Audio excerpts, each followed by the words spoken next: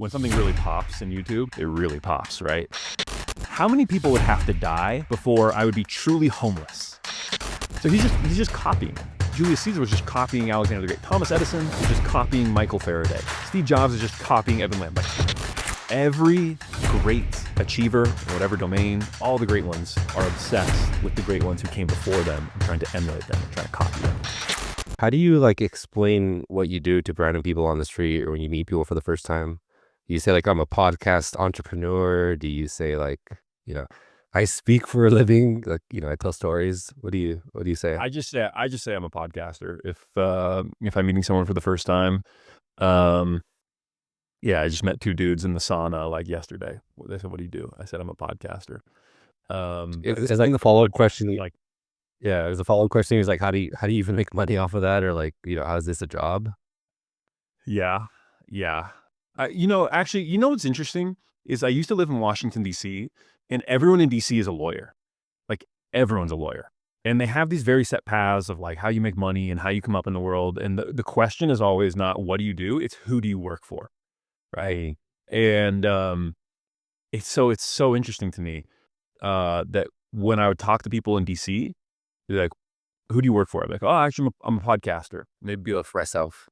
And they'd go, "Oh," and they had another lawyer to talk to. Yeah. But to me, I think there's a real East-West divide because now I live in Utah, and Utah is very similar to California, where people are very into you doing different weird things. They don't have a problem with that at all.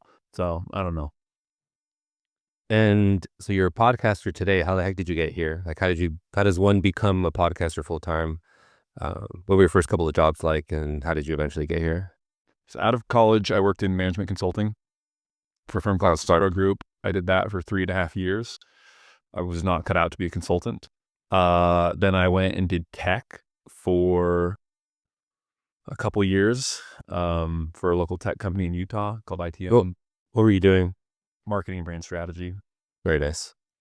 And then that company sold, and I was sitting around, and I started the podcast for fun, just because I was reading this biography of Napoleon, and at the same time I'd been listening to Tim Ferriss' show, and I hadn't been super interested in the last few interviews Tim had done. Yeah. So I thought to myself, who do I wish Tim could interview? And I was reading this biography of Napoleon at the time, so I was like, oh, I really wish I could listen to Tim Ferriss interview Napoleon Bonaparte. So then the thought occurred to me, well, I could do that. I could read the biography on Napoleon and tell everyone what they can learn from his strategies, tactics, habits, all that stuff. So then I started it, I thought it could do well because I really wanted to listen to that podcast and it didn't exist, but no real firm expectations around what it could become. Mm-hmm. I was in 2018, and then it just kind of started doing well. And then a few people found it. Sahil Bloom shared it in his newsletter, got a nice bump from that. And then Sam Parr found it, blew it up on My First Million. Nice. That was another step change. MrBeast, Jimmy found it and shouted out on Twitter.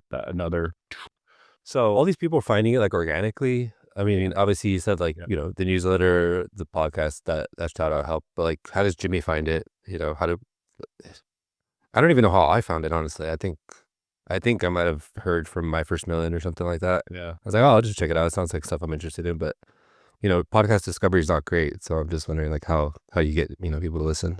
So I think the basic genesis was Sam searched Julius Caesar podcast on Spotify, found it that way, heard it, shouted it out.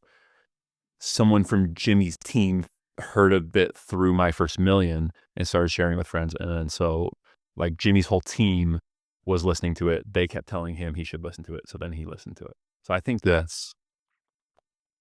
Yeah, podcasting is such a hard, as a growth hacker, as a marketer, as a social media person, it's probably the most difficult platform to grow because the content needs to be good and a lot of it's word of mouth. And, people are spending hours listening to your voice. So if content's not great, then it's just really difficult to grow an audience, I guess.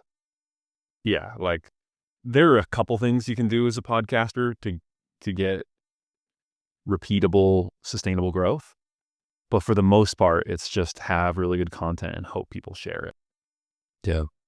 And I guess know who your ideal target audience is, right? Like honing in on people who really love biographies, autobiographies, and like to learn from history's greatest entrepreneurs and people like that. Yeah, and I think that goes back to content.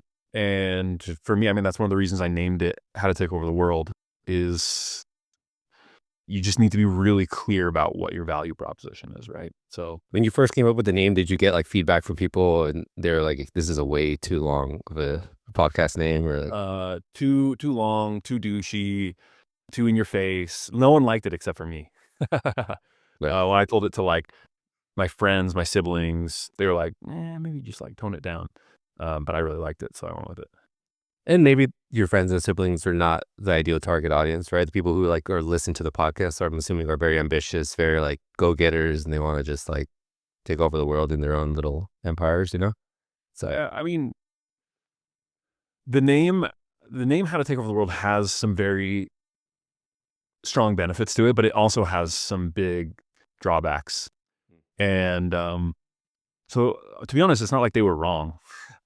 But I think I'd rather just have those benefits and drawbacks than have it be something neutral or vanilla. I've thought about changing it a lot, though. no, the name's great. You should keep it. Yeah. But like, okay, so you had this like epiphany one day, like, I wish Tim Ferriss could interview Napoleon. But I think a lot of people maybe would have that thought and not actually go ahead and do it. When you look back at like your childhood and your upbringing, were there like signs that you liked creating, like podcasting, like, like when you see like Beyonce or these celebrities that like are great on stage, and then you look at their videos when they're like 5, 6 years old and they're like doing the same exact thing, just like on VHS and on a camcorder. Yeah, I mean, I've always liked talking, so that's one thing. And I've always enjoyed history and stories. I've always read a lot. I just read like crazy. In some ways, I am a writer because I write out, for the most part, my scripts. And, one of those formative experiences for me was when I was 9, my mom introduced me to Lord of the Rings. So when it was bedtime, I would hop into my mom and dad's bed, and my mom would start reading Lord of the Rings to me. And then over the course of a year, I started picking it up enough and getting good enough at reading. I was like, Mom, you're reading too slow, And so then I would start taking the book from her and going over to my bed to read more and more, and sooner. Before long, I was just reading on my own, right? And so that's one of those formative things. But like again, when I told my parents I was starting a podcast, they're like, that's a waste of time. Podcasting was not a thing when I was growing up, and I never thought I would go do radio. It's like a different kind of person that goes and does NPR, right? Which is like kind of what radio was, or talk radio, which Yeah, it's more personality, I guess, and less just a personality. Like, to do talk radio, you have to have a very combative personality, which I don't have. And to do NPR, you have to come up in like a certain milieu, right? Yeah. Which I was not interested in. It's like news reporter background almost. Yeah. Yeah, I was not destined for the journalistic world. It's not the kind of guy I am. So podcasting wasn't a thing. So no, I don't think it was predictable in any way. Maybe in the negative aspect, it was predictable of like, Ben, you are unemployable. I couldn't do anything else. Freedom is something that matters a lot to me. Yeah. And so the fact that I wake up every morning and just get to read books and talk about them, and I have no one to answer to, it's just, I've never been happier than I am now doing this. I'm actually like 10 times happier than I've ever been in my entire life. So I think by process of elimination, you could have guessed I would have ended up doing something like this. That's awesome. Let's talk through your process. So as a listener of the show, I'm also like a pro subscriber. So I think everybody listening should go check it out. How do you do this? I just, wake up every Monday and I check my feed, and like once in a while I'll be surprised and then, I see a new episode from How to Take Over the World. I don't even care who it is. I just click play and I get the output. But like, what goes into the making of an episode? And sometimes you have like 2 or 3, chapter episodes, which I can't even imagine how much work goes into those since they're so long. But yeah, what's your process? All right, so we'll start at the very beginning. First, I've got this list. I actually started, see if I still have it. Here we go. Bing, sneak peek for all the viewers out there, where I just write down people that are even remotely interesting to me, right? To get the mind jogging. So right now I've got Westinghouse, Henry Ford, Firestone, Mehmed I, Theodore Herzl, Louis Pasteur, Marie Curie, Serena Williams, Margaret Court, Werner von Braun, Albert Einstein, FDR. And I think okay, Lewis and Clark. the key point you just said right now is people who are interesting to you, not people who you think would perform well, or people who you're like researching on like Reddits or Google search or anything like that to see, what this was will literally be I was most just like, clickable. I was actually in church. I was in church, and I just started writing down names. And then I just keep adding to it, right? And it's all, this isn't a job. And I have tried doing that in the past. If I think this episode will perform well, so I'm going to read this, or I haven't done this type of character, and it doesn't work out well. I have to follow my curiosity. The whole reason I got into this was to not have a job, was to be free and do things the way I want to do them. And the show just doesn't work. And I think some episodes have done really well, even though they have been people that no one's ever heard of. Like John Williams episode, I just heard a ton. Like I had no idea who this was. I had no curiosity about him, but I really liked the episode. So yes, it is based on my own curiosity. So I'll just review this list, and then, or maybe a name comes to me for some other reason, but a name will stand out to me. It'll seem interesting. So then I got my name. If I don't already have a baseline knowledge of kind of their life and the major pieces of their life, I'll just go read Wikipedia to go start to formulate like the hypotheses, basically, of what made this person tick, what made them great, what are the dramatic moments, what's going to be interesting. And then I start doing a little Googling around what are the best biographies about this person.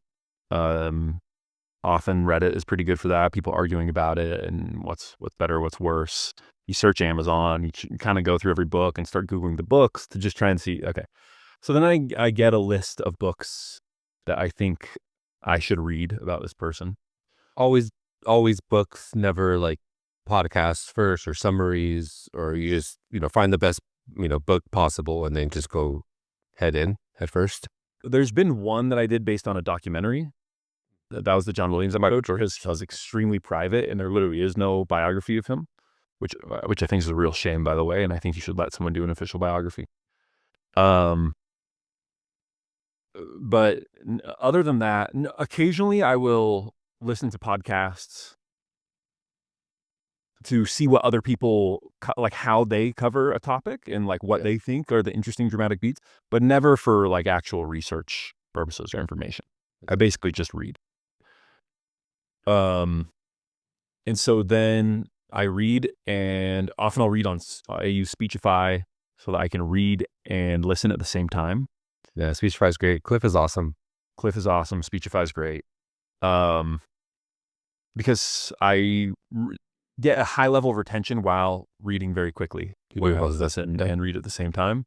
And then as I'm going through, I am just like screenshotting things that I want to highlight. And then when I'm done with a book, I go and I put all those screenshots into Readwise so that I have all of my notes. And then I take a blank document and I just kind of outline, okay, after all my reading, here's what I think. Talk about this, here are my takeaways. And then I start filling in quotes from the books that I've read. And then that gives me like a pretty good outline. And then I'll kind of just read through that and then think through some more. That's when I really start thinking through, okay, what are the connections to other people that I've read about that I can draw out? That'll be interesting. And then I flesh it out a little bit more. I don't fully script it, but I kind of like 75%, and then you kind of wing the rest. So like as you're speaking, right, whatever flows. Yeah, that's right. There will be passages when I really want to make a very delicate point that I'll script out entirely, but for the most part, it's just kind of talk about XYZ.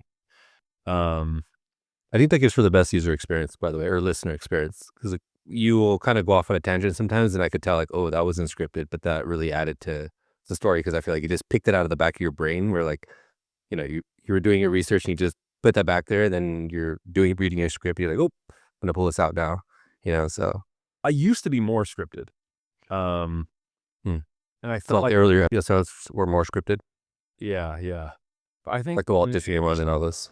A better podcaster, maybe more comfortable in front of a microphone now. Yeah. I'm a little less scripted than I used to be.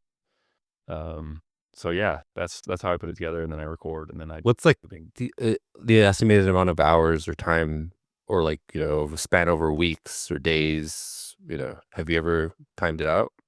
Yeah, I'm trying to get that time down, right? Because the reading is going to stay the same. I don't want to do less reading. I don't want to hire a research assistant. Like, doing the reading, A, is pleasurable to me. Yeah. And B, like, A, is pleasurable to me, and B is like, why would you listen to me if I haven't done the reading and the research and the thinking myself? Yeah, it's like the meat of everything that you do. So yeah, without that, there's no substance. If I was going to get a research assistant, why wouldn't I just read Wikipedia and, you know, like, kind of guess? So that can't really change, and maybe I could read marginally faster, but not that much faster. So there aren't a lot of efficiencies there. And so it was like 10 to 20 hours of reading. Like, yeah, I'm a slow reader, so I can't even. Yeah, more like 20 hours usually of reading. And then it used to be just as much or more time scripting and recording and editing, but I'm starting to get that down. So I think now it's more like 20 hours of scripting and outlining and recording. Damn. 20 and 20.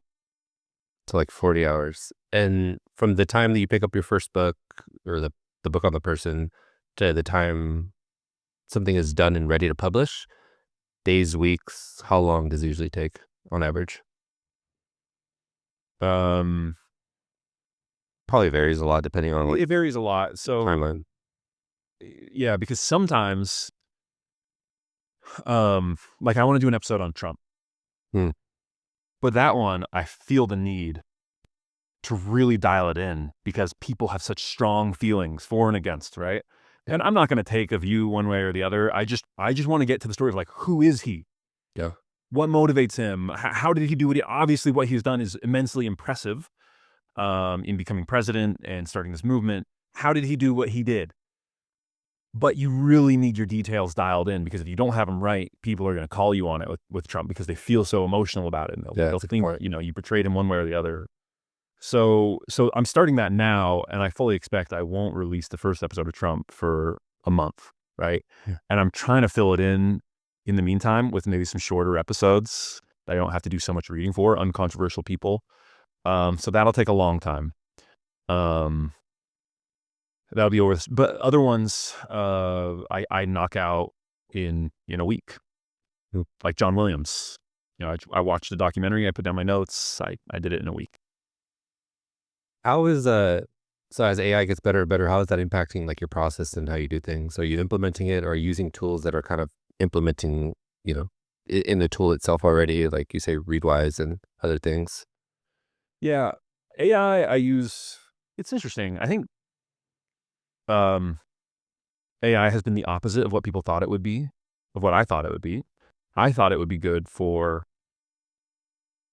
very discrete tasks, but not for creative stuff. It turns out it's good for creative stuff, but not for discrete tasks, you know? So, like, it can't finish a script for me. It really can't. And it, frankly, often the writing is not that bad, but it's kind of boring, adenine, and doesn't sound like me. But in terms of generating ideas for, okay, I've got this concept. What should I call it? You know, or what are 3 different things I could name this episode? I use it a lot for that, for a lot of idea generation. You haven't thought about using it more as like a research assistant? Like you upload X amount of pages and you say, like, find me the best quotes based on, you know, that have this word in them or that describe this person in this way. You're still doing that more manual? Yeah, I do that manually. Because I'm already taking the notes, and then I already kind of have in my head. Like, it's just, I mean, it'd probably work. It just wouldn't save me that much time. Yeah. To do that. So I might as well do it manually. I do think where it can help is drawing connections, right? So as I do have, I've done a custom GPT for all of my notes from all of my episodes. And I think as I get even more episodes under my belt, it'll be really helpful to say, okay, I'm making this point. Where else can I draw anecdotes from my past episodes to help me just make some more of those connections between characters from How to Take Over the World? Oh, and you asked about other tools. I mean, Descript is a godsend. Descript is amazing. I started podcasting before there was Descript, and it was so hard. It was such a difficult manual process. So I used Descript. What else do I use? I mentioned Readwise. I mentioned Speechify. Yeah, it's kind of like, that's my basic stack right there. Great. How do you sustain yourself in your lifestyle of podcasting? Like, I'm a pro subscriber, but like, can you really make a living from people? Like, I don't even remember how much I paid. I just like signed up. I know you have some sponsorships too, but that's how we want it. Yeah. Plus, I'm the old. It's like I'm charging $5,000 a month. There you go. No, so like, how do you make money and what's the split, basically? Yeah, that's another one I should mention. Supercast. That's who I run my premium subscription through. They're great partners. I actually love working with Supercast. So I make $7 a month per subscriber. So I make like a little more than $3,000 a month from premium subscriptions. I make significantly more than that from ads. Ads is like my bread and butter. That's where I get most of my money from. And then I'll make a little bit of money on speaking fees, and like one-on-one coaching, consulting, type stuff as well. So you had to break down the split as like 75% ads and sponsorships, like, 10 and 15 or whatever. Like, what's the breakdown? Yeah, that's probably right. It's probably 20% premium subscriptions and 75% ads and 5%, speaking fees and all that kind of random. Is the goal eventually like go like double down on premium subscribers because that scales best? So you can only have so many sponsorships per episode, and like sometimes you want to vet the sponsors too to make sure that they're aligned with your brand and everything. So that seems like the most scalable and like the best for you as an internet entrepreneur. But yeah, what are your thoughts? I don't know. You know, the only thing that drives me crazy about premium subscriptions is, on the one hand, I feel this immense pressure of people are paying me money, so I need to give them good stuff. But like, the other day I said some stuff behind the paywall in the Isaac Newton episode that is just like, it gave me such pain because I actually thought that was really good content.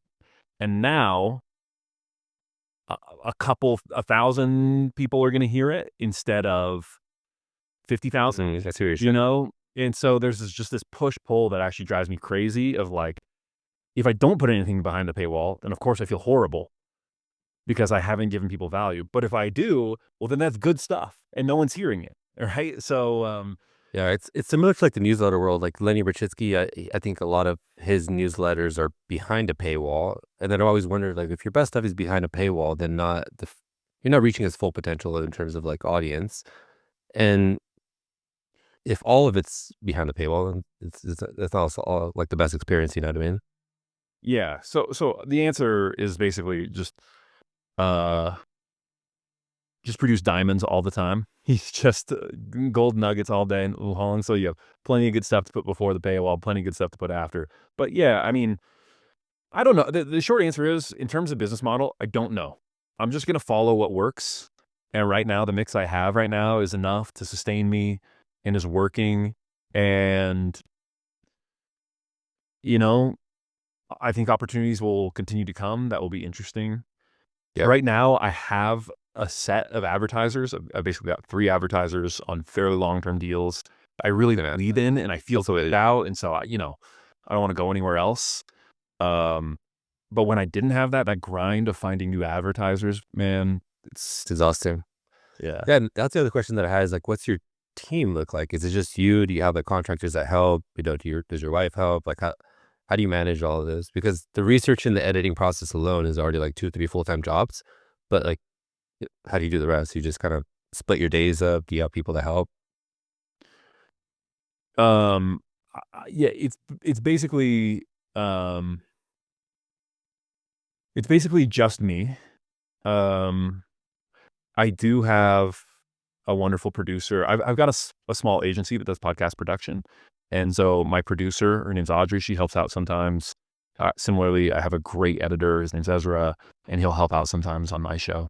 Yep. Especially when I want to add some sound effects or something a little more complicated. He steps in.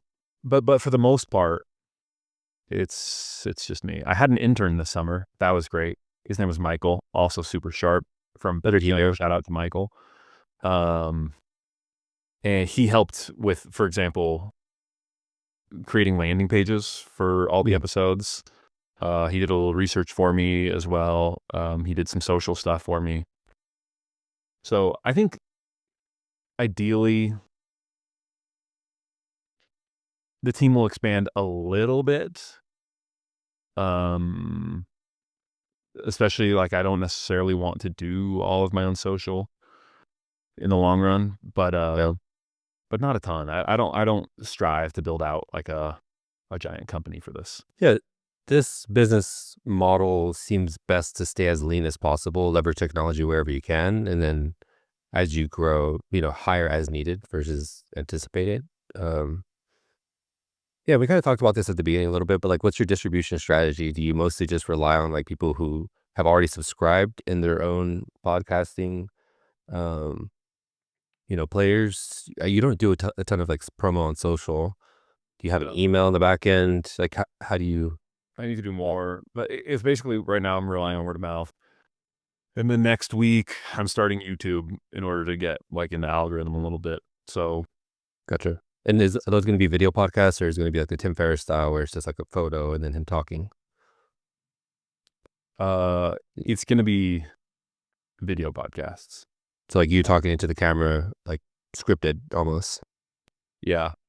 And then I think I'm going to do, we're in the middle of this right now. I don't know if it's going to be like 50-50 me talking to B-roll or if it's going to be 70-30 or 80-20, so that's what we're trying to figure out right now is what's the appropriate amount of me versus other stuff on screen. Yeah.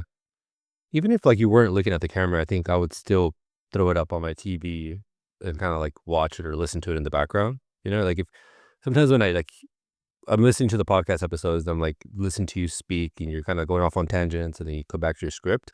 Even just having that on video alone, I think would be good enough versus trying to like fully optimized for like the YouTube algorithm, like speaking into the camera and doing all that. That doesn't really seem like your style too. 100%. The other thing is like, I just don't, and this is something I struggled with for a long time. I've had a couple false starts on YouTube and I've never done it because I wanted it to be perfect. And so then I thought, I need more time to, and then you need a great hook if you're going to do YouTube. And what I've realized is, look, How to Take Over the World, as successful as it is just a podcast. This is a video podcast. This is not, I don't have time to run 2 separate products, right? So it's just going to be the podcast and we'll do some small optimizations, some video stuff to make it a little more appealing, but we fundamentally can't redesign it from the ground up. So that's what it's going to be, is a video version of what is natively an audio first podcast. Gotcha. What about like feedback from people? I think podcasting is also one of the strangest mediums because with email, you can get people to reply and do polls and all that stuff. Social, you get instant feedback and gratification, whether something is good or not, or people love it or hate it. How do you like get feedback from people? Is it just like you have a cohort of people that text you, or like me who are tweeting whenever I liked an episode or like put it on Instagram? Right. There's not a great way. Yeah, I mean, I'll see on X when people really like something or occasionally when they don't like something. But I mean, one game changer, because it used to be tough, but Spotify has started allowing comments, and that been great. I love Spotify comments. In fact, I love it so much that I was in their press release when they started allowing Spotify comments. So that's been a game changer, just to get a feel for the vibes of what people think about new episodes. But I mean, it's one of the reasons that YouTube is great is the comments are so active on YouTube, and you really can find out what people think. Yeah, I agree. I mean, we're going to be doing this podcast and throwing it up on YouTube. We're not going to optimize it too much, but again, we also have to play the game a little bit, like the thumbnails, the hooks, and all that. So I see it as another distribution outlet for now, and then eventually, like if the podcast becomes successful, then we can invest more and more time and energy into it and money because these things are not cheap. Right. But for now, I just like want to make sure the content itself is good, be very specific with the people that I interview, and like only stick to like the target audience that I'm trying to reach. So yeah, video is another beast on its own. It is another beast. It's tough, but the opportunity is so big. When something really pops in YouTube, it really pops, right? And it doesn't take any more work. So, I think. Look, I've hung out with Jimmy Donaldson a little bit, and he has a gambler's personality. I think that's the reason he loves YouTube, and that is what's so attractive about YouTube, is when I post an episode on RSS, on podcasting, I know within 10,000 downloads how it's going to do more or less. I mean, sometimes some really take off. Even if they take off, that means 2x. You throw something in YouTube, sky's the limit. It might do 5,000, it might do 50 million, right? Yeah. It really is like a slot machine.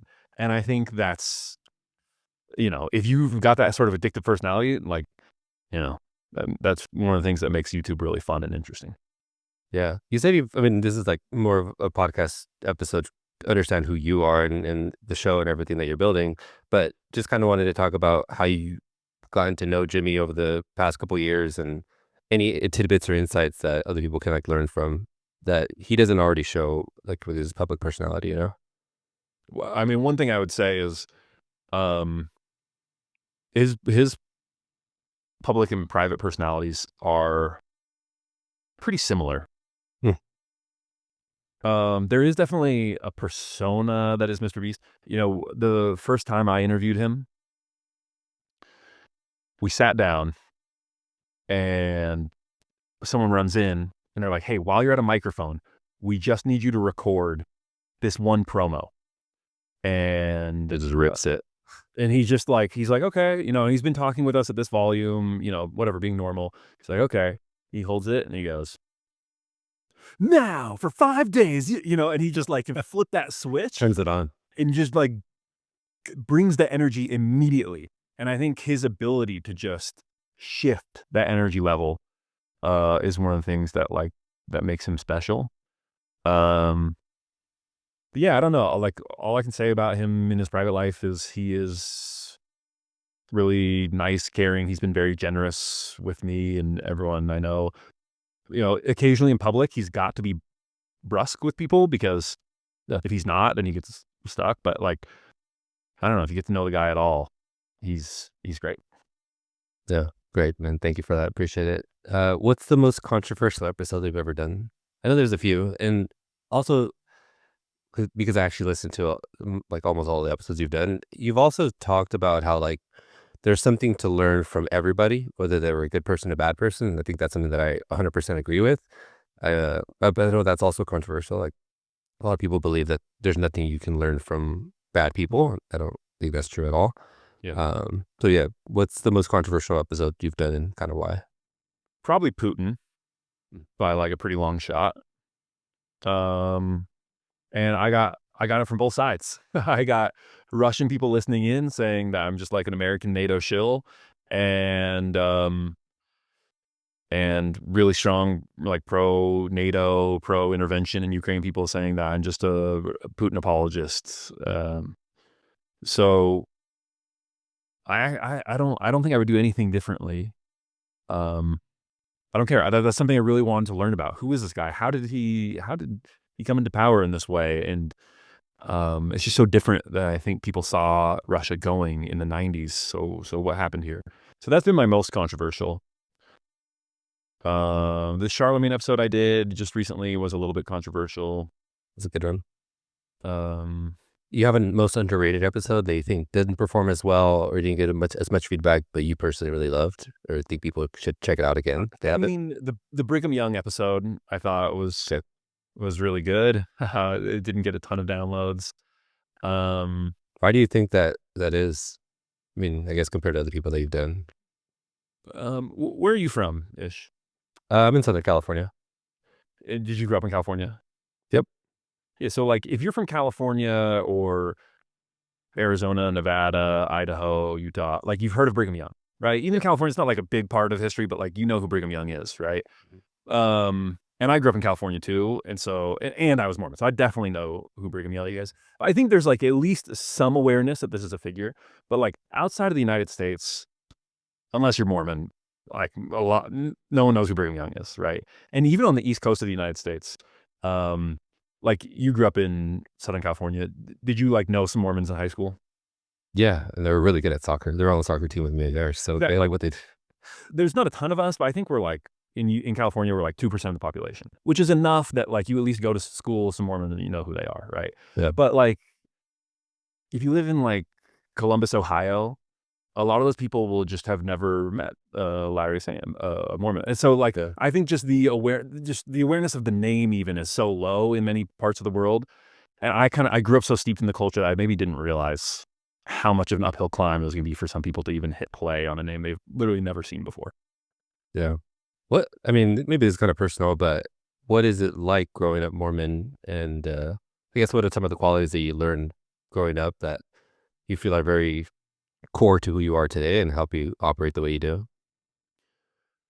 I feel like I had a very idyllic childhood because on the one hand, Mormonism gives you this great core of support. I just had these really good mentors and relationships, and then these really strong friendships that I developed with my peers at church. Because when you grow up Mormon, it's like a little less than an ethnicity, but a little more than a church. You know, it is like kind of who you are. And so I just had like, it was this very safe feeling of having this community of people who really care about you. You know, when in my like early 20s, I lost a job and I was like, freak, what am I going to do? And then I started thinking and I was like, well, I could go stay with this family, this family. And then I started thinking, I thought, how many people would have to die before I would be truly homeless? Yeah. And I was like, it'd be like hundreds of people would have to die before I'd be truly homeless. Right? You know, all these people I grew up with, I could just call them on a dot and be like, hey, Brother Bailey, you know, like we don't know each other super well, but you know, we grew up in church together and things have gone really bad for me. Can I stay in your extra bedroom? And he would say yes at the drop of a hat, right? So it was like this real feeling of community, but at the same time, it's not so insular that I felt excluded by anyone else or discriminated against or anything like that. So I feel like it was the ideal way to grow up. Yeah. Also very formative in a Mormon upbringing is your mission, right?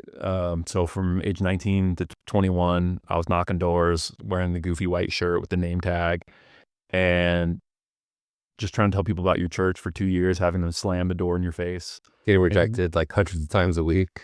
Hundreds of times per day, you know, It's just brutal. But you learn so much about yourself and you develop so much.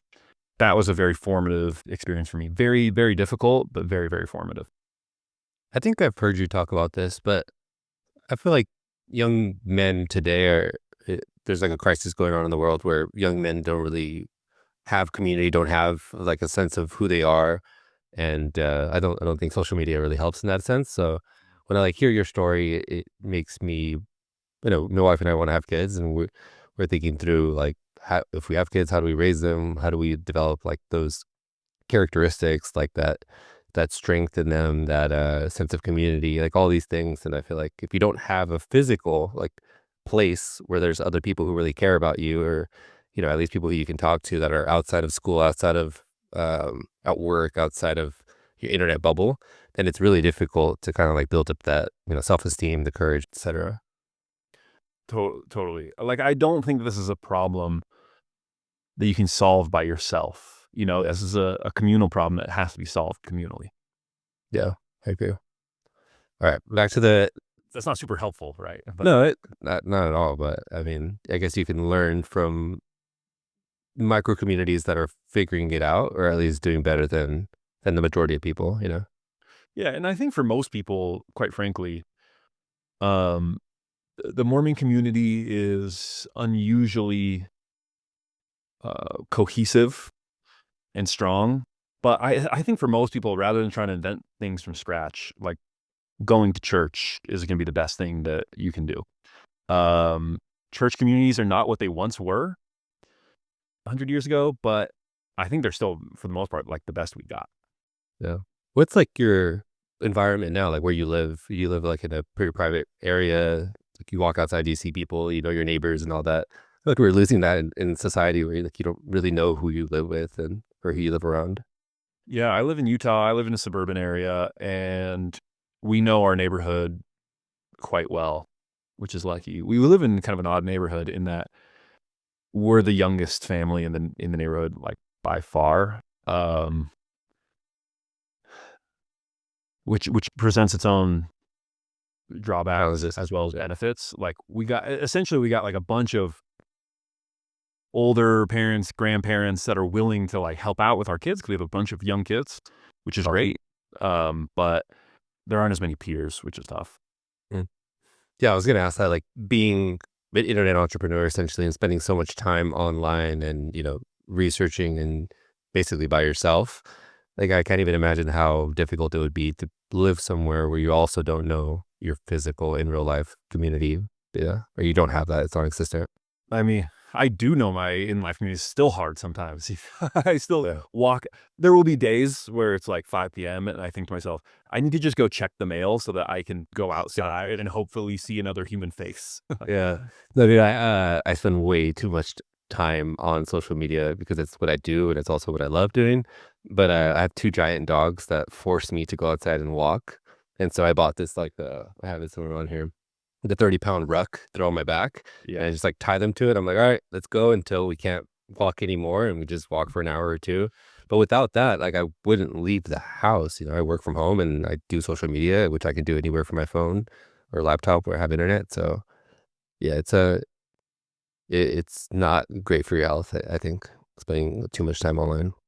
Yeah, I mean, I think we're kind of having to figure this stuff out, right? Because the generation before us, this wasn't an issue they had to deal with. And so we're the first generation that's figuring out, all right, what is the healthy way to navigate a fully work from home life, especially one where you don't have a ton of coworkers, even remotely, right? So I think people are devising systems and, one of the best things I have done is I have a group of college buddies who've all been, I found just this really great group of guys. A bunch of them are also entrepreneurs and interested in the same stuff as me. And we stayed friends all this time. And we have a book club. We get together once a month. And I just need that time to bro out with the bros and talk to some interesting people. But just, you guys do it in person or like, yeah, did you call her in person? Oh, that's great. It's all guys that still live in Utah. So, yeah.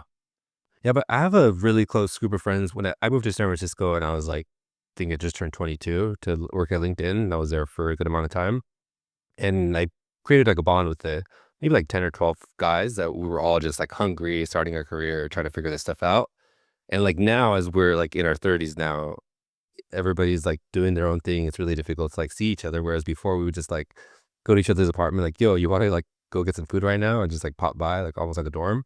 And so like now we're really trying to figure out like what are the quarterly or like, annual things that we can do to just like at least see each other and like spend that quality time for a weekend, go camping, go fishing, do whatever. So my birthday has kind of become that, where it's like every year for my birthday, my closest friends just come together and we like rent out a cabin somewhere. And like at least I'll see you guys once a year, but trying to like bake in more structure so that we see each other more regularly or at least have catch up conversations. And it's not like don't see each other for 6 months or, however many time. Well, I think book clubs are great for this as a way to see people more regularly.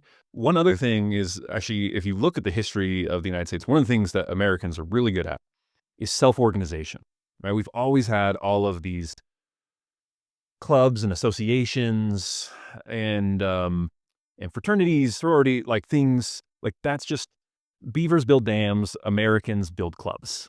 That's like kind of what we do. And if you look back, dinner clubs were like a huge thing in America for a long time. And then they just started dying out. I can't remember the history of it. Like, I think starting in the 70s, 80s, and then like by the 90s, they had really died out. And I think that is something that is just rife to be started again. And I know people are trying to do it with like strangers, meet new people, but I actually think what's better is just you get your crew and you get together, Eat a good meal. Yeah. once or twice a month and share a meal together.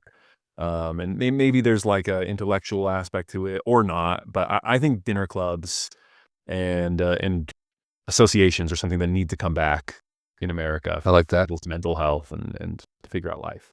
Yeah, I mean, my wife and I started implementing something similar where her and I just like once a week we have a date night. Usually it's on Thursdays. If not Thursday, then Sunday. But at least once a week, her and I have to like leave the dogs, leave the house, go somewhere, eat or like, just like be away, her and I. And that's like our catch up time. Because without that, then like she spends all of her time 12 hours a day like in front of a screen too. So do I. And it's just like you don't even see each other, even though that we're both near 12 feet away from each other the entire day. We don't see each other. We don't talk to each other. So Right. but same thing could be implemented with friends and these online communities, I guess. Yeah. Yeah. And it gets worse once you have kids. So it becomes You can imagine. Yeah. Cool, man. Well, I know you just did a pod on this, but for most of the people who are probably listening to this right now, they maybe have not checked it out. But what are some of the commonalities that you found amongst all these people? Maybe you can rattle a few of them, a few of the people that you've studied, and what the commonalities that you found amongst them. I personally thought the food thing was the most interesting. How like a lot of these, successful people or like emperors in their own right didn't really eat. They were very light eaters. The leadership one was kind of interesting too, but I'll hand it over to you. Maybe you can explain. Well, so the light eating thing, when I had done only 5 or 6 episodes, and I felt like a schizophrenic with like a cork board and the red strings between all the different pictures, There's a meme about that, yeah. where I just noticed like, oh, hold on. Thomas Edison was a light eater. So was Walt Disney. So was Steve Jobs. So was Napoleon. So was Caesar, and it is just kind of all comes together. And my theory on why all these extremely successful people are light eaters, especially early in their career, a lot of them, and this is what's interesting to me, is a lot of them actually become portly, fat later in life because they are, mostly men of enormous appetite. They do have big appetites, right? Which you have to imagine. They're very energetic. They've got, boundless energy. So of course they've got big appetites, but they are also obsessive, just completely obsessive. And so they're the type of people who miss meals in order to keep doing what they're doing. For Edison, it's inventing. For Steve Jobs, it's building his company. For Napoleon, it is managing his army and invading, essentially. So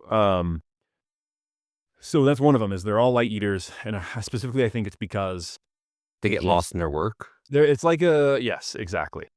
They're so lost in their work that they can't be bothered to eat. So that's one.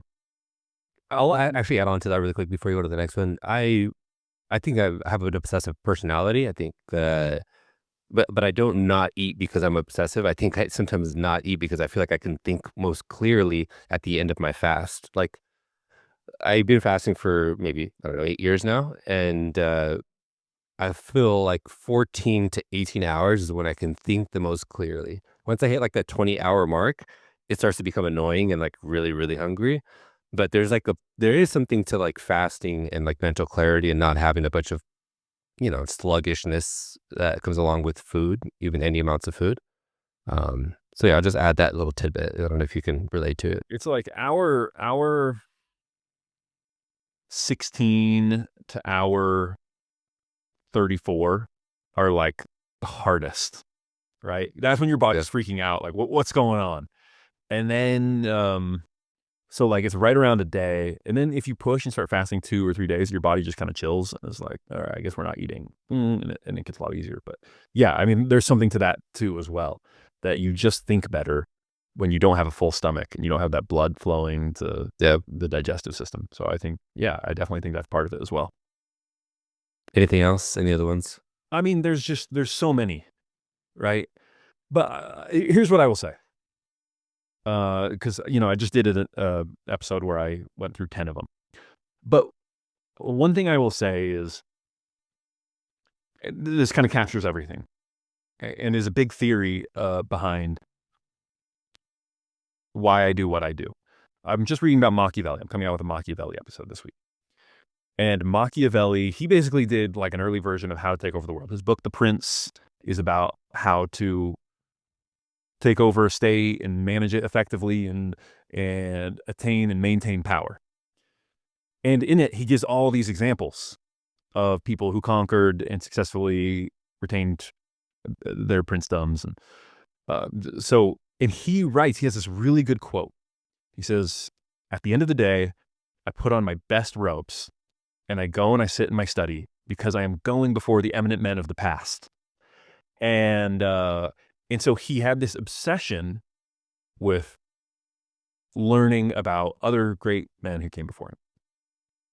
And then you go through all these people and you realize that like everyone who accomplished something great, they were just following someone else's pattern. 100%. They were just copying it. Napoleon, he dies on St. Helena when he's mid-40s, late 40s? Late 40s, early 50s. And a few people know this, but when he dies, he is commenting, he's working on commentaries of the campaigns of Julius Caesar. And his life is just 100% a copy of Julius Caesar. That's why his first invasion, he invades Italy and he sets up the Cisalpine Republic, because Julius Caesar's first appointment was to Cisalpine Gaul and then to Transalpine Gaul. So, and then he invades Egypt because Caesar went to Egypt. And then he's first consul because Caesar was consul, and then he becomes emperor because, essentially Caesar is sort of the first emperor of Rome, kind of. Anyway, so he's just copying him. Julius Caesar was just copying Alexander the Great. Thomas Edison is just copying Michael Faraday. Steve Jobs is just copying Edwin Lamb. It's actually so simple. You just find the person who you believe that you can be like. You believe you're made of the same stuff as them, and who you also really admire, and then you just take their playbook. And you don't have to worry about being original. Originality will come naturally because circumstances will be different. You'll have to use some things differently, right? But you can just copy someone's playbook. So every great achiever in whatever domain, all the great ones are obsessed with the great ones who came before them and trying to emulate them and trying to copy them. Yeah, it seems like that's the meta skill right there, is continuous learning in people who came before you through autobiographies, through podcasts, through reading, learning about them, docu-series, like all that stuff. David Sender from Founders Podcast says this all the time, like history's greatest entrepreneurs also learned from history's greatest entrepreneurs who also learned from history's greatest entrepreneurs. And so you can it's just like a path that you just keep following. Like, oh, this person, Warren Buffett, studied from this person. This person also studied from this person. And they all, like you said, they all followed a path before them. But in order to find that path or find that person, you have to kind of be a little bit obsessive or force yourself to at least study a wider range of people within a specific bucket or category. Otherwise, that's true. That's part of what I hope to do through How to Take Over the World, is just give people exposure to great people from all different domains so they can find those stories that resonate with them. Yeah. And that's what I'm doing with this podcast. But this podcast is just more so, focused within internet entrepreneurship. Right. But I'll, interview Jack Butcher, which is like internet art, digital art. You're a podcaster who's creating really cool stuff online through the medium of voice and shit ton of research. And I'll interview a lot of different people who are all building in their own little empires or pockets of the world or of the internet, so that people who are listening can be like, okay, well, maybe I didn't really vibe with that, or I don't really want to become a podcaster, but this one specific thing that Ben said really stuck with me, and now I can kind of use it and become a YouTuber or whatever domain I want to do. Exactly. Yeah, and there's two different ways, right? I think there are people who you can just steal their playbook because they're so similar to what you want to do and achieve. And then there are people, it's also good to learn about people from completely different domains, right? Because you always find those one or two weird lessons that you're like, oh, what they do is super different, but I can steal this and use it in a different domain, and other people in my field don't know this, don't study these type of people.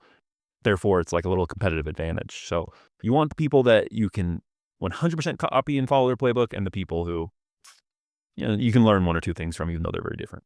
For sure. I know we're rolling up on time, so just have a few more questions. What's an average day look like for you? And do you have any interesting hobbies that you do during your free time?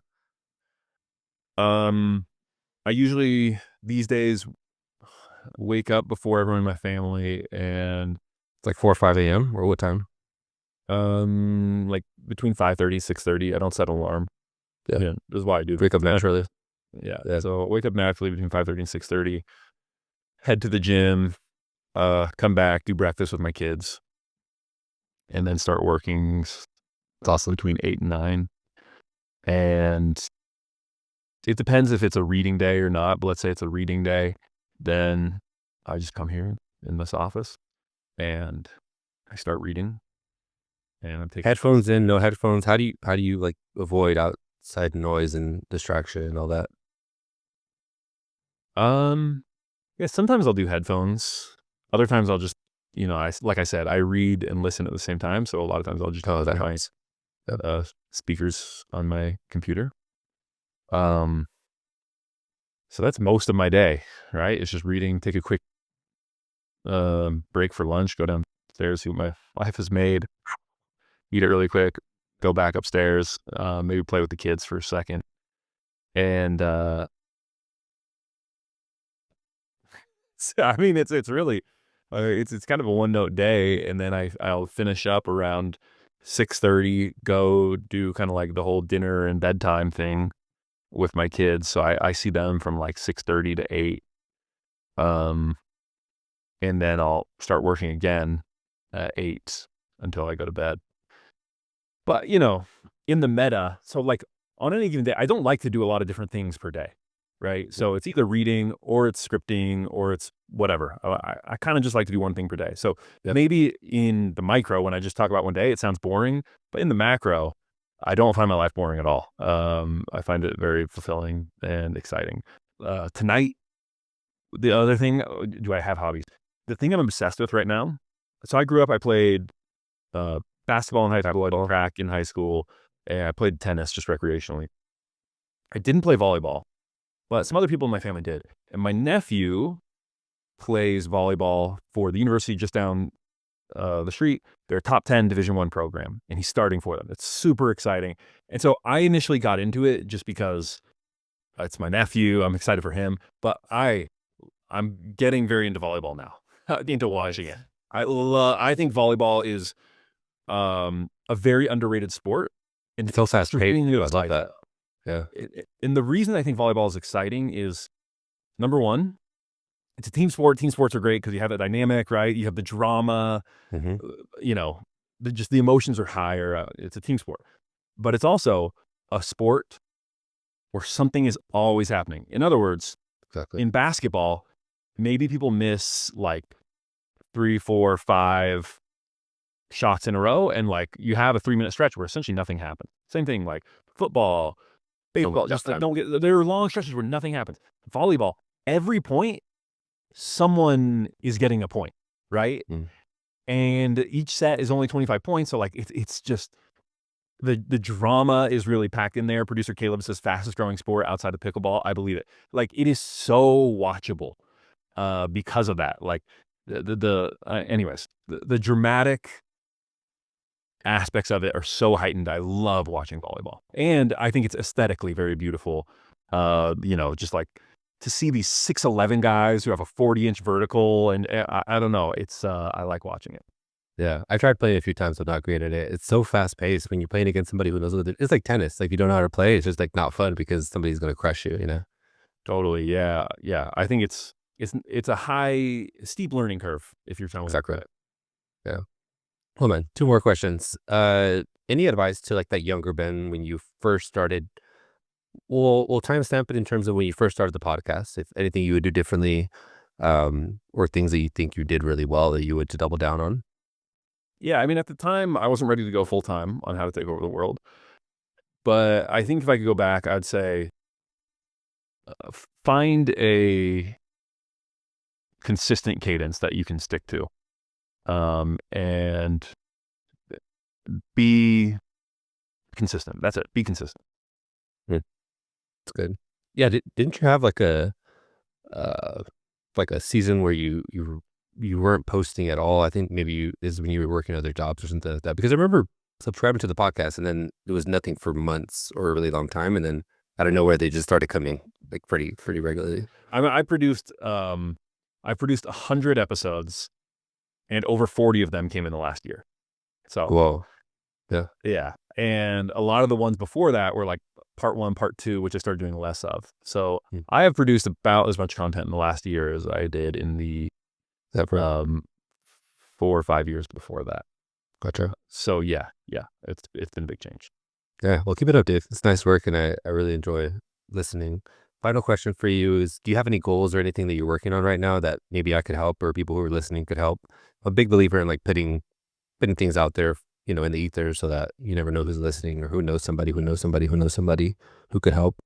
No, it's just, it's really simple. Like the only thing I'm focused on right now is making How to Take Over the World one of the biggest podcasts in the world, which I think it could be. So go listen.